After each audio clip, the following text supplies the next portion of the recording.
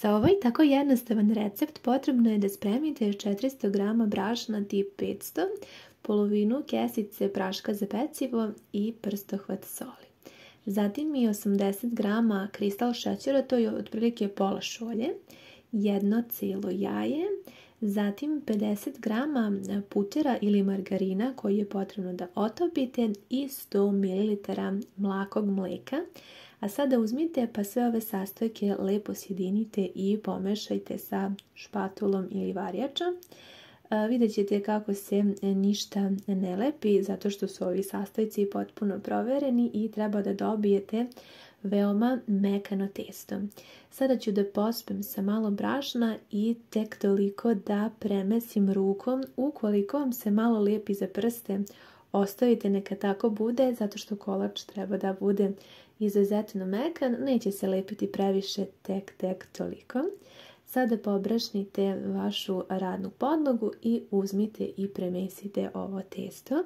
Zaista je, kažem, jako lako i ako osjetite malo da vam se lepi, ostavite.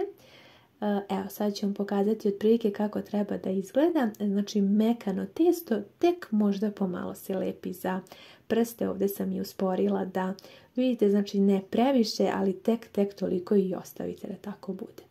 Sada spremite 100 g mlevenog maka, a zatim i 100 g šećera u prahu. Ja ću u drugu posudu da stavim 2 kašike i da odložim. To ću koristiti za posipanje preko kolača. A ovaj ostatak šećera u prahu dodajte u mleveni mak, pa uzmite i sve zajedno promešajte i sjedinite, jer ovo će biti nadev za naš kolač. Sada uzimam i podlogu treba jako dobro da premažete sa brašnom, da pospete, jer ćemo sada da razvijemo testo pa da se ne bi zalepilo.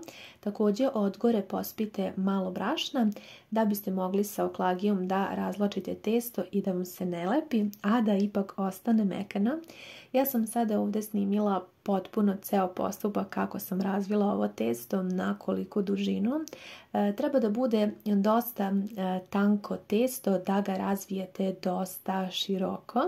Vidjet ćete do kraja, a kažem opet ništa se ne lepe, testo ostaje izuzetno mekano i zaista je lako.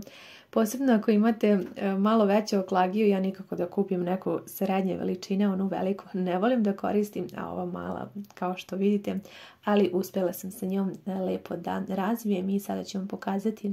Evo vidite, to je toliko tanko, a ništa se ne lepi. Slobodno probajte, jednostavno je, ovu koru ćete spremiti za nekakvih možda 10-15 minuta, pošto se apsolutno ništa ne čeka da testo naraste, pravi se sa praškom za pecivo, tako da je sve jednostavno. Ovdje imam 30 g margarina koji sam otopila i koristit ću ga za premazivanje.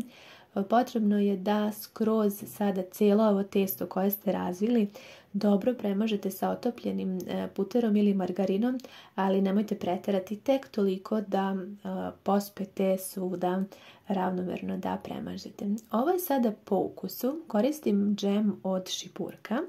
Možete koristiti džem, a i ne morate. Znači ovo je sada samo, eto, bila moja želja da još dodatno upotpunim ukus, ali kažem, potpuno možete izostaviti ovaj džem i bit će jednako ukusan ovaj kolač, to vam garantujem. Tako da, a ukoliko imate neki džem, premažite u jako tankom sloju. Ovdje sam izrendala jednu cijelu jabuku i vrlo malo soka od limuna sam posula da ona ne bi potamnela. I sada po cijelom testu ravnomerno samo posipajte i jabuku, tek toliko da da ukus. A za kraj uzmite i pospite mleveni mak sa šećerom u prahu koji smo iskoristili. Opet ponavljam, ne morate da koristite džem, mogu samo jabuke i mak i bit će jednako ukusan kolač, tako da vrlo je ovaj recept, kažem, izdašan i nije ni potrebno tako mnogo materijala. Sada je potrebno da uzmete i da presavijete ovako na pola ovo testo, a zatim i drugu polovinu ovako na pola. Ne znam da li ste vidjeli negdje ovakav način pripreme i ovo je opet da kažem mađarski recept, jer eto moji svi recepti su od bake i tako da moja baka je bila Mađarica i svi kolači većinom su Njihovi zaista oni imaju predivne kolače, nije da hvalim baku, ali tako je. Sada premažite i ovo testo koje ste savili također sa otopljenim margarinom i ostatak maka sa šećerom iskoristite, pospite svuda i samo ovako preokrenite na pola. I sada uzmite papir za pečenje i prebacite, namjerno vam i ovo snimam da vidite da se ne lepi, da možete lako da prebacite testo na papir za pečenje. Biće vam potrebna tepsija neke srednje veličine da je stavite ovo testo koje treba da se peče u rernu koja je jako zagrejana na 180 stepeni. Vi svakako pratite vašu rernu, možda će doći do odstupanja u 5 minuta, ali otprilike kada ovako ona porumeni, gotovo je. Pokrijte, ostavite 15 minuta da se prohladi i vidjet ćete kako je testo zaista izuzetno mekano, a recept je poprilično jednostavan i ako niste pravili nikada nešto slično, mislim da slobodno možete da se opustite jer je, kažem, zaista sve lako i prilično brzo, a dobit ćete jako fin i mekan kolač. Nešto poput štrudle, ovo je moja baka zvala mak kocke i sekla je upravo tako na kocke, pa ću i ja. I sad ću vam prikazati koliko je to mekano, znači izuzetno mekano testo. Vremenom postaje sve mekše, ali i sada ovaj trenutak kada ja sečem je toliko mekano da se topi u ustima i prosto vas mami da već probate prvi zalogaj. Kolač je nešto slađi, pa ukoliko vi ne volite da to bude previše slatko, samo jednostavno u fil dodajte malo manje šećera, ali po originalnom receptu tako se pravi i ja sam vam dala baš upravo taj recept da se jako lepo zasladite. Odlično ide uz kafu, uz mlijeko. Nadam se da vam se recept dopao i svakako bih voljela da mi pišete da li ste pravili nešto slično.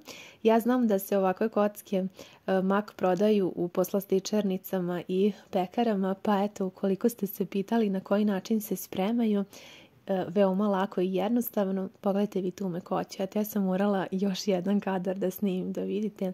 Zaista topi se ustima i moja jedna velika preporuka da isprobate. Hvala vam mnogo na gledanju i ljubim vas sve puno.